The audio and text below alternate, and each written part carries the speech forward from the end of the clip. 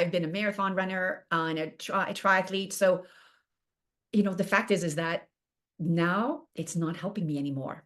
Right? So the cardio is not helping. Yeah. So, Okay. women come to me and they're like, Frigs, I just did like 90 minutes a spin and I'm like exhausted and I've sweated like buckets and my weight is not changing. Yeah. That big cardio is no longer the ticket to managing weight.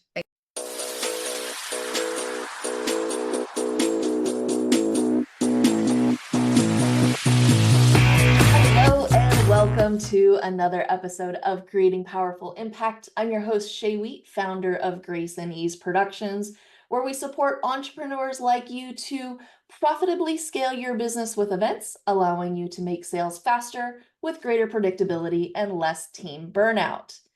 Now, ladies, I want to talk to you today because let's be honest, by the time we reach our 40s or our 50s, our body seems to be transforming like before our eyes. And it can be frustrating and maybe even embarrassing. And for me, just freaking confusing. Well, our guest today is a nutritionalist and a women's health coach. Annie founded, I might say it wrong, Vive Health and Wellness to support the needs of smart and successful women at midlife, giving them the confidence to do what they want to do with the energy that they need. And she's also an endurance athlete, having like 12 marathons and 3 Ironman triathlons under her belt. So she definitely lives what she preaches. So please help me welcome Annie to the Creating Powerful Impact stage. How are you? Thank you for having me. I'm great. Thank you. Oh, I'm so excited for you to be here. We've known each other for a bit, and it's been a minute since we last connected. So when I saw you come across on the podcast, request, I was like, oh my God, heck yes, I'm all for it. And it's also very timely. Why? Like the million dollar question is why in our 40s and our 50s do our bodies just freaking all of a sudden just go, I'm going to do whatever the heck I want and forget you. And is there anything that we can do to like freaking change it? Why is it Yeah. happening? Let's start with the good news. The good news is there's lots that we can do. Okay, good. However, yeah, lots happens at this stage, right? And every woman is going to be, listening to this is going to be rolling their eyes going, oh my God, yeah, that's an understatement, right?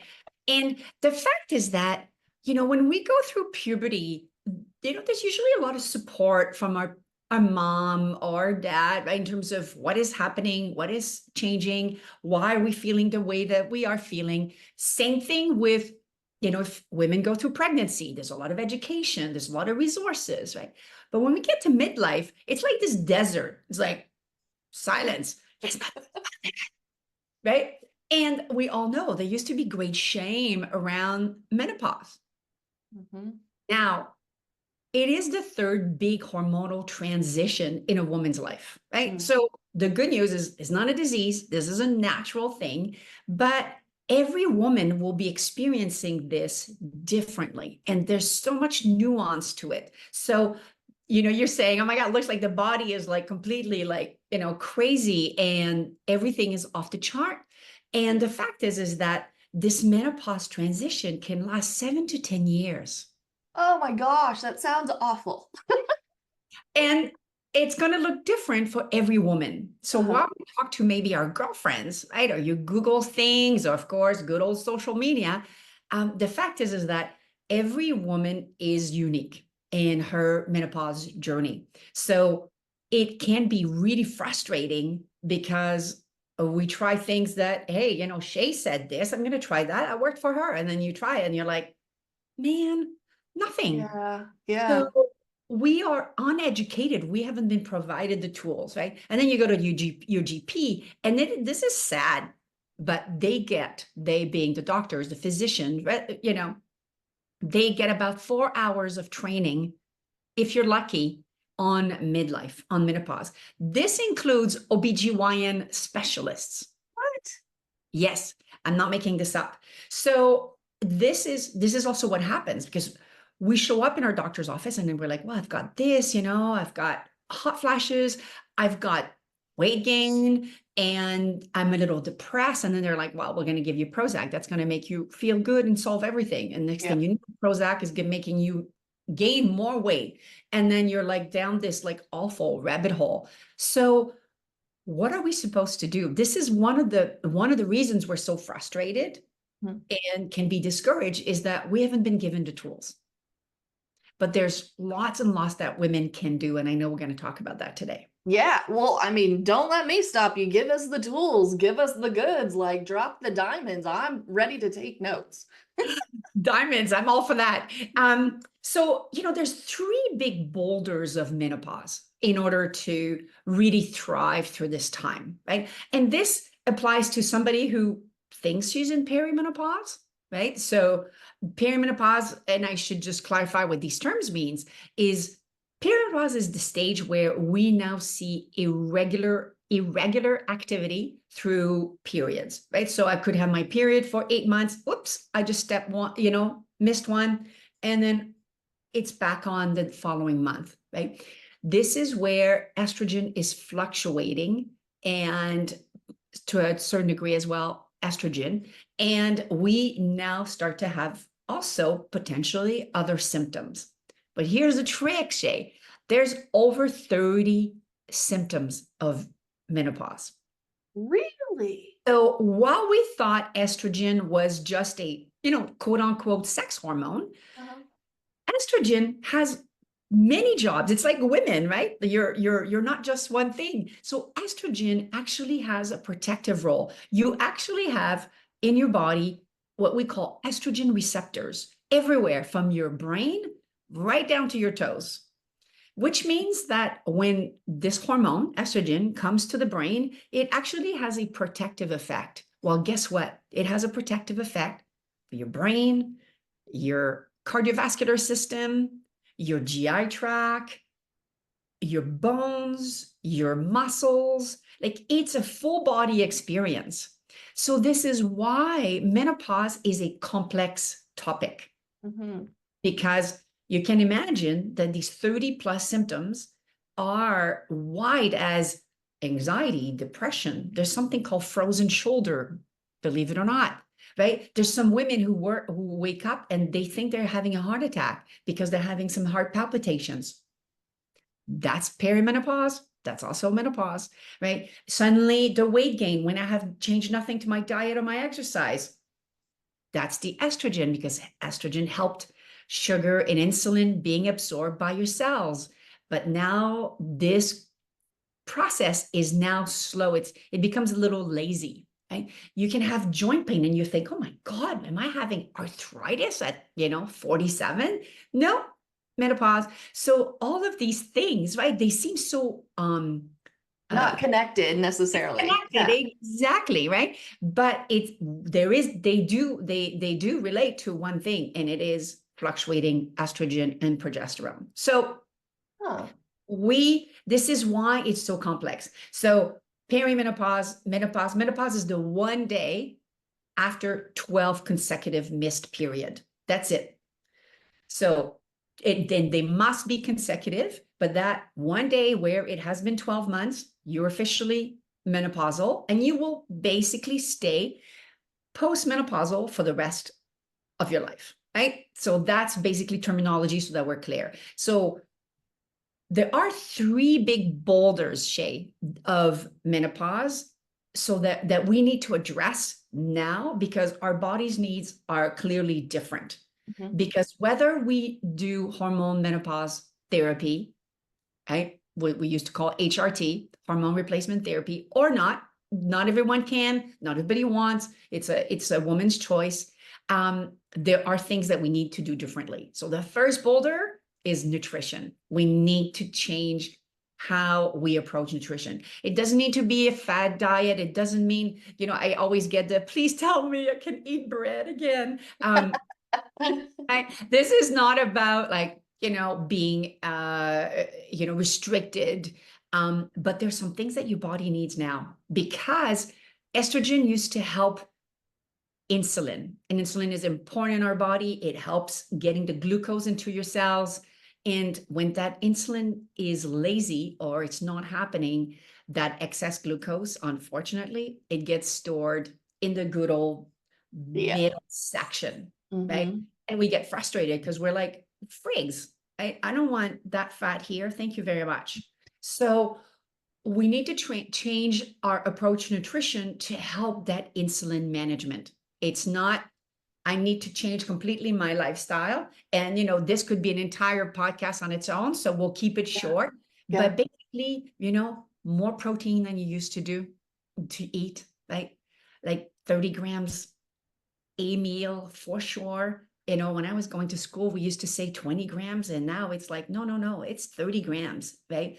We need to have more fiber, so more vegetables, more whole grains, because those things help with blood sugar management. So we see what's happening is that we're dealing with that, helping that insulin and making sure that we're not getting all that excess glucose floating that is like, yeah, I'm going to just convert into fat. So those things will help us. More healthy fats, right? More extra virgin olive oil. We're trying to decrease the inflammation that is happening in the body because estrogen was also an anti-inflammatory. It's a natural anti-inflammatory. So now when we're getting the joint pain, the muscle pain, we need to have overall, what we call an anti-inflammatory diet. A very quick reference point for anybody listening to this is truly like the Mediterranean diet, right? Mm-hmm. Whether you eat meat or not, whether you're a vegetarian, flexitarian, and everything in between. What I like about the Mediterranean diet is that you will find all of the ingredients that will help you at menopause. So that's the first big boulder, Yep. right? That's going to help us. Now, the second big boulder is movement. Mm-hmm. And, you remember Jane Fonda, good old Jane Fonda in her spandex outfit? Yeah. That I have one of those things and I loved my cardio. I loved those sessions. I was like, let's go sweat. I was totally addicted to cardio. Yeah. And I've been a marathon runner and a triathlete. So, the fact is that now it's not helping me anymore. So Right? the cardio is not helping. Yeah. So, Okay. women come to me and they're like, Frigs, I just did like 90 minutes a spin and I'm like exhausted and I've sweated like buckets and my weight is not changing. Yeah. That big cardio is no longer the ticket to managing weight. Right? Some cardio is healthy because it's really great for your heart. It's great for stress management. So we're not saying completely ditch the cardio, but now we need to switch. We need to switch to strength workouts because it's through muscle build that we are able to really activate the metabolism that will allow you to lose that stubborn fat. Because once it gets into that midsection, it's stubborn. Yeah. It Well, really, so speaking of the midsection then, so then what are you doing to work that piece off? It's like I get like if you're using it and building the muscle here, but how is it yeah, getting rid of it there? I know. It's because the process in which when we are building muscle, it releases some proteins, it's a different type of protein, but it releases some things that actually triggers the burning of fat, the burning of energy. Because I may be in the gym this morning at 6 a.m., but the good thing is that all day long I continue to burn. Is it And better to do it like in the morning versus at night? Or does it matter? Or during the day or well, anything? I'll tell you, whenever you can is all that matters. It's better than not. Okay. But logically, based on the body, you wake up with an injection of cortisol. Your body, to get you out of the sleep cycle, releases cortisol. And people think cortisol is this mean thing. And no, we produce it. So it's not a bad thing. It gets us into that alert stage. I like to do the morning because you take advantage of that alert state with the naturally produced cortisol. And then you're going to burn it all day long. But if you say, hey, you know what, I'm sorry, the morning's not for me, Annie, you're crazy, I want to go at 5 o'clock, then if that's what works for you, you are still going to get the fat burning capacity. Now, the other thing that is interesting about that cardio is that long continuous cardio, right, where we are in what we call zone 2 of cardiovascular capacity, where you're working out, but you can still speak, and you're still breathing, you're not about to die. That zone is not what a fat burning zone. So what we want to now do is what we called more shorter, intense training. People think of HIIT workouts, right? That's been popular, right? High intensity interval training. However, for women at midlife, it's actually a version of that, which is shorter. So we call them SIT, short, intense training. And the short, I really mean short, like we're talking 30-minute. But the intense is where you don't like me at all, because we are not working in zone 2 anymore, Shay. We are in zone 3. And zone 3 is, God, I hate this zone. Like, that's the zone. So and the training, the T is for training. So what is really important is that these zones actually stimulate, once again, they recruit the fat burning process. This is where we can, by using that, we actually see the shape starting to change again, where we're able to reduce the midsection. Otherwise, not the same results. Yeah. What is your thoughts on like walking? Like Yeah. increasing your steps and hitting a certain amount of steps and having a treadmill under your desk like while you're working type of thing. Walking is great for living. We need to walk to move our bodies, but for women at menopause, it's not enough. It's okay. It's not enough. And I know, the 10,000 steps and this and that, and we sit too much. So I really encourage people to move and move more often. But in terms of when we talk about weight loss and changing that, good old muffin top, as some people call it, right? We need to do different things. And it only comes with the intensity and the strength workouts. So that movement, and it can't be daunting, because I was a cardio addict. I was like, I don't want to be in the gym. I don't want to be with those boys. There's all kinds of things, but I really encourage women to consider it and to find an environment where it's going to be safe for them, where they feel good. There's women's gyms now as well, right? So whatever works for you.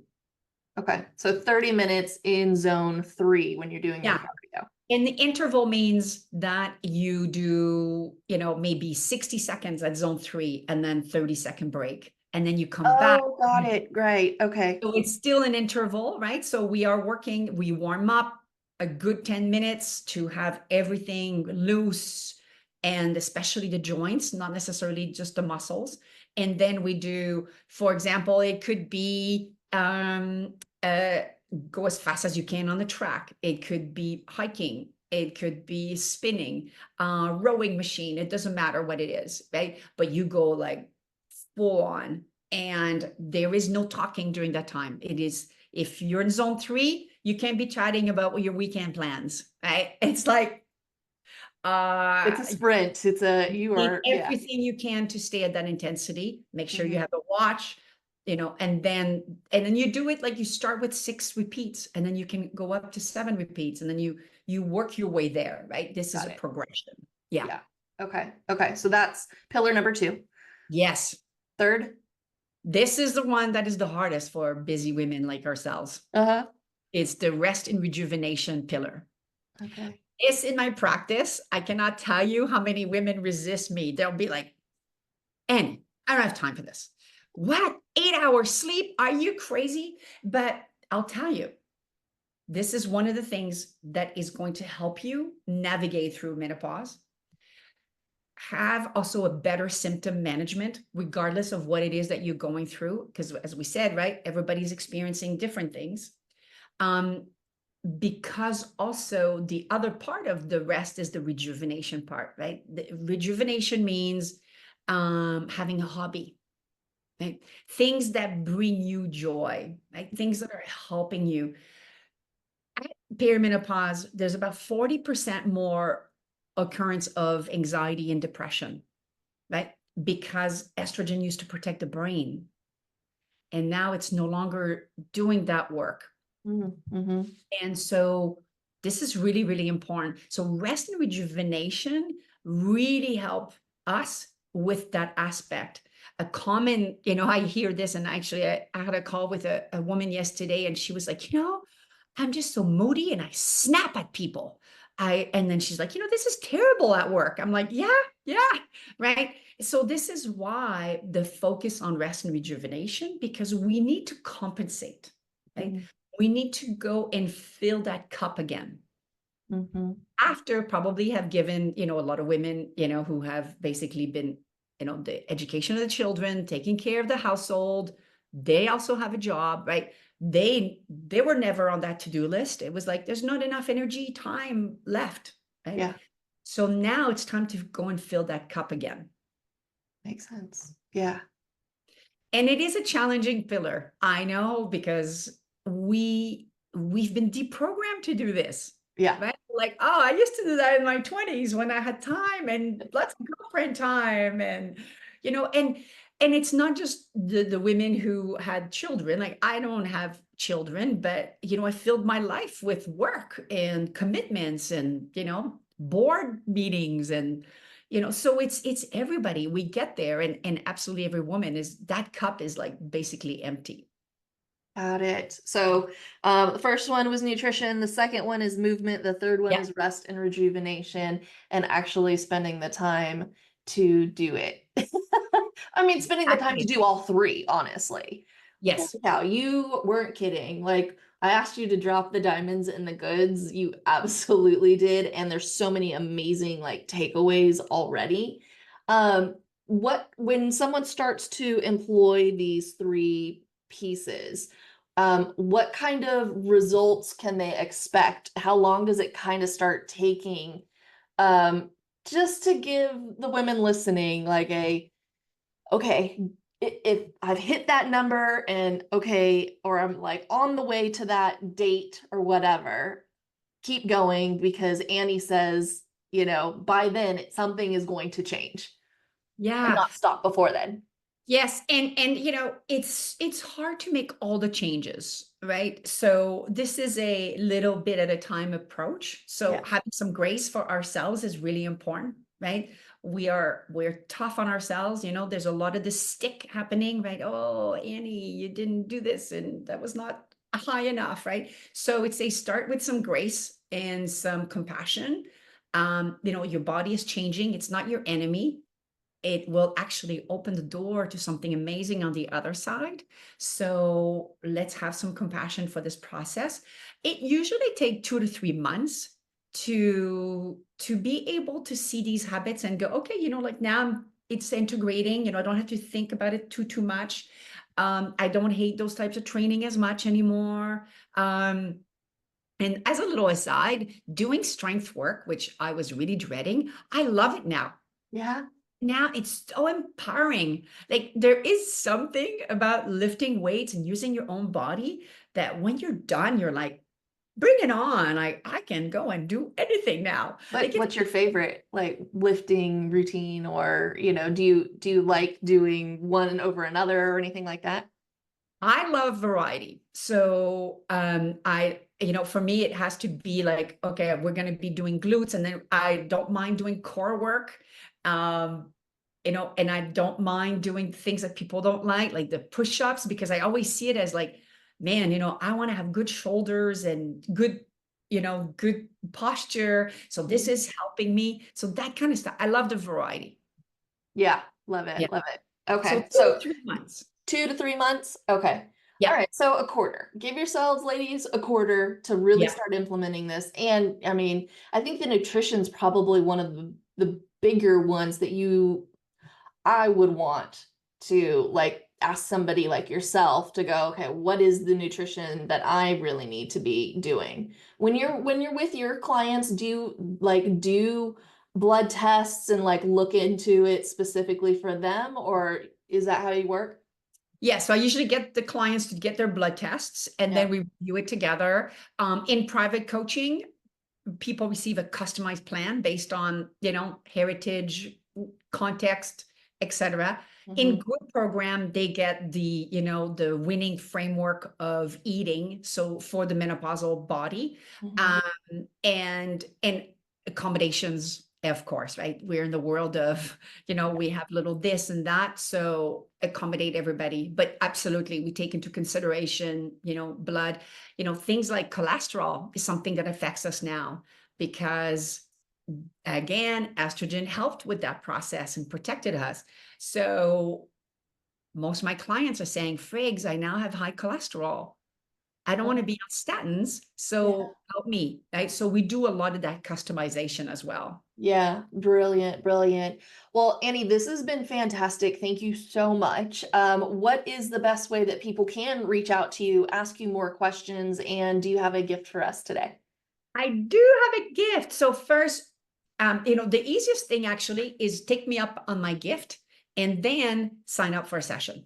I will give everybody that is listening to this podcast a complimentary session where we can discuss your unique journey, where you are, and where you want to be. So I created a guide, Shay, because I know that middle weight is very frustrating for women. So I call it Lose the Menopause Belly. And this is a very simple guide that women can use to lose 10 pounds without a painful diet.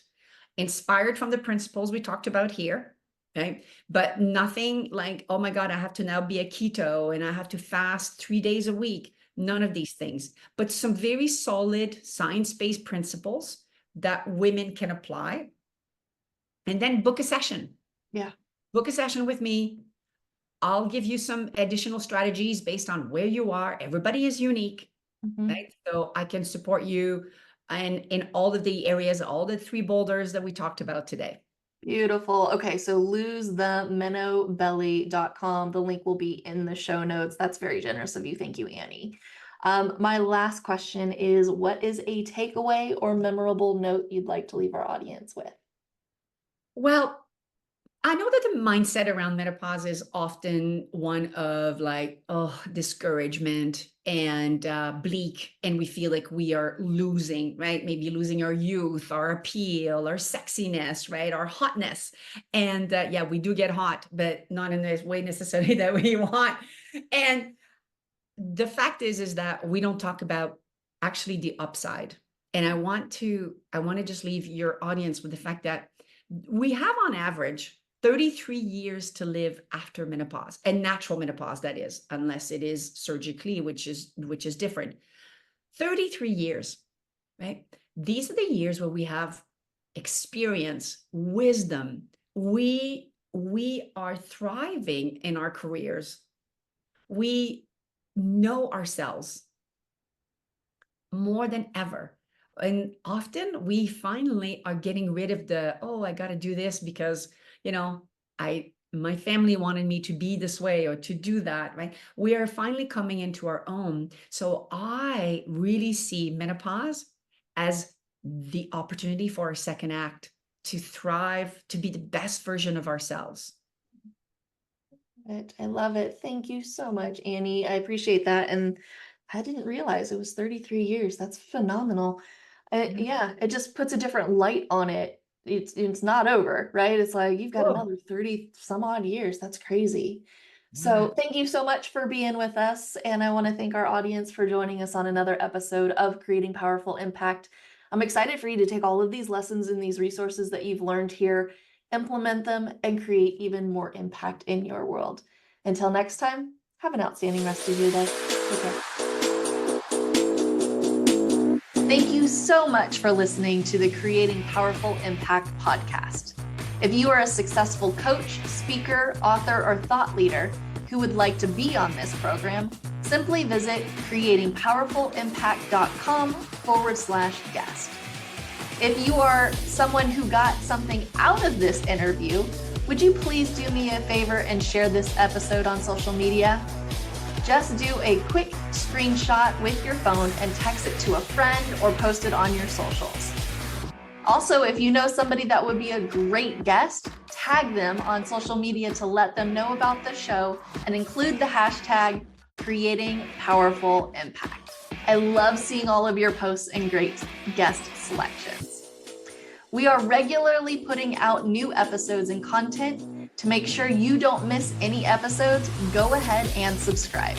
Your thumbs up, ratings, and reviews go a long way to help promote the show, and they really mean a lot to me and my team. Want to know more about us? Head on over to our website, graceandeaseproductions.com, or follow me on LinkedIn, Facebook, or Instagram. Just look for Grace and Ease Productions on your favorite platform. Thanks for listening. We'll see you next time.